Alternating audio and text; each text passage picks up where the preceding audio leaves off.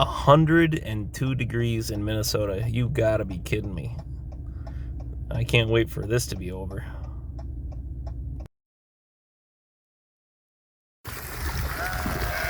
Here, sheep.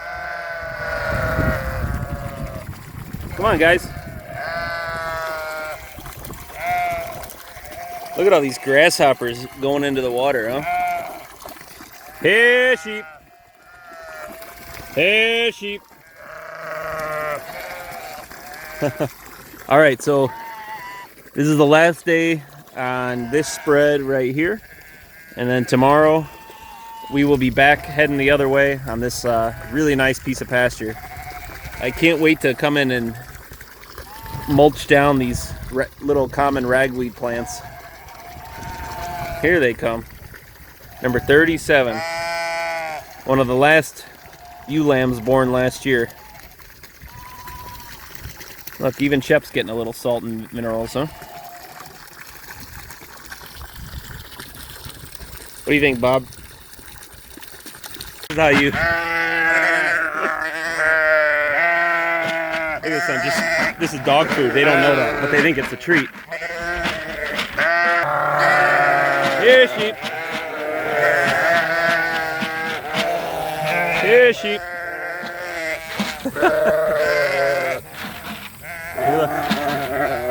That's why I feed them alfalfa from time to time.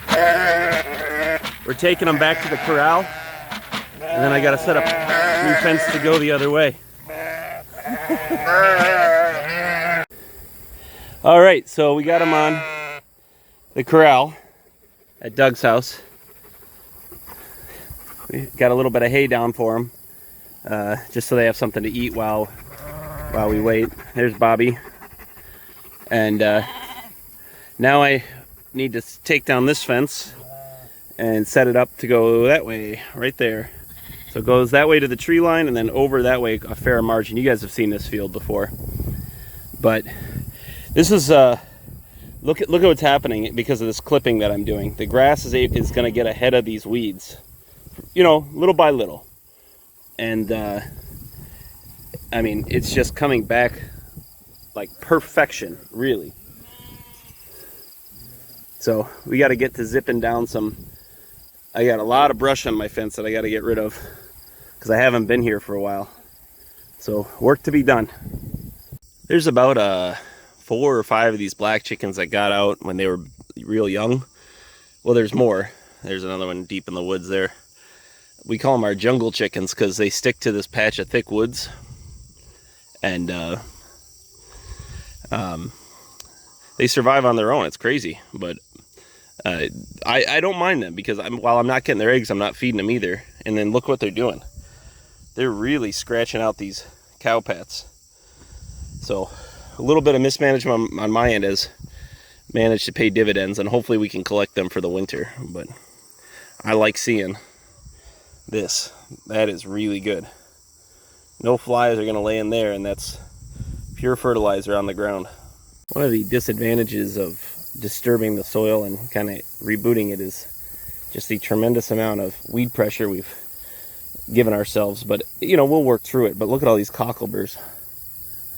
I've been watching the sheep too, and they'll eat the leaves off and leave the cockleburs in the stalk. You know, but as we get down the hill, there's much better grass down there, and they'll be all right. And there's plenty of grass in between, as you can see. But this is kind of why I'm kind of leaving my tractor and brush hog here on semi-permanent duty, so I can come behind them after they've eaten through this and just whack it down and not give these cockleburs time to fully develop their seeds. But my sheep are going to look like they're polka dotted by the end of this day. Here, look at that old girl right there. She's going to town on a cocklebur. Good. Got to get some use out of them before I destroy them. And oh, look at this one. Polka dotted sheep, huh?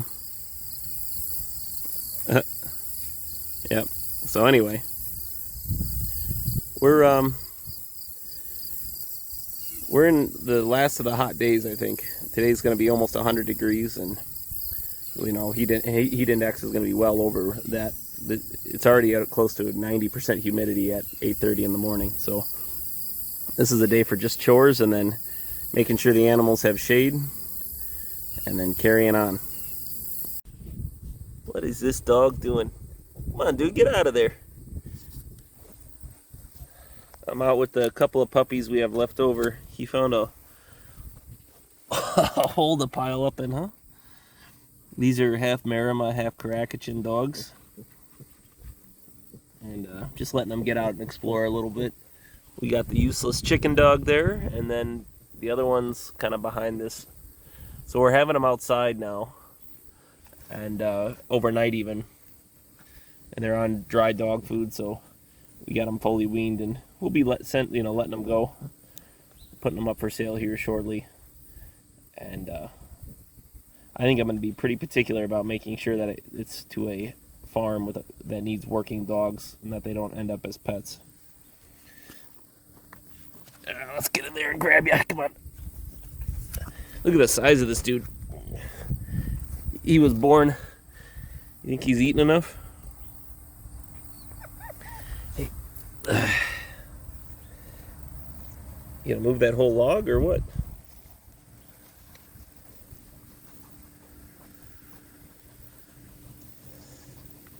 We're just letting them get out and explore. They discovered chickens. Anyway, let's go look at the other one. There's the other one. If that isn't a clone of Bob, I've never seen one. He's a little more active than his brother. Very intelligent dog, you can tell. Just by the way he's interacting at this age. He's only 6 weeks old. Yep. So they're gonna make maybe I can hopefully sell them as a pair neutered. They make a good partnership. I really do believe in guard dogs do better when there's a couple of them to work as a team. But pretty gentle dogs so far. I wish I had a use for them. I'd keep them, but I already got 2 that I already worked on training this year, so that's enough for me for now. Well, I'm coming around in the afternoon here to do water and look at the sheep, and look at that little lamb. Got a few cockleburs on him. That's alright, it won't hurt him any. But it is fun to see these. You see they got all the little leaves. Oops, I better zoom out. All the little leaves are stripped off, just leaving the burrs themselves. As you can see, there's plenty of grass in between. So this will be something that we come in and try to clip. Probably this weekend, I should say. But look at all the cockleburs on the lambs in particular who have a thicker coat. It's a brutal day for heat. So I'm surprised to see some of them even out in the sunshine right now. I expect they'll do majority of their grazing into the evening. But what do you think, Bob? Yep. Everyone looks good. I'm just kind of watching condition and making sure everyone looks fed and not overheated. And they're definitely drinking water today. There's no doubt about it. So this is kind of tomorrow's grazing will be the last one that's really weedy, and then we stretch out into some much better grass out this way, and we have good shade. And they can really take advantage of that and continue to grow, especially those lambs. We have butcher dates at the beginning of January that we need to make sure they're hitting target weights for customers. But this field was so rough when I looked at it and rented it from Doug, but man, it's just amazing how fast it can come back around with like a little care given to it. So I mean, look at some of this grass that's growing here. This was nothing this spring, and so it's still got ways to go. But boy, is this better than it was. I'm excited to see what it looks like with a few more years of rock solid management. Yeah, a lot of panting.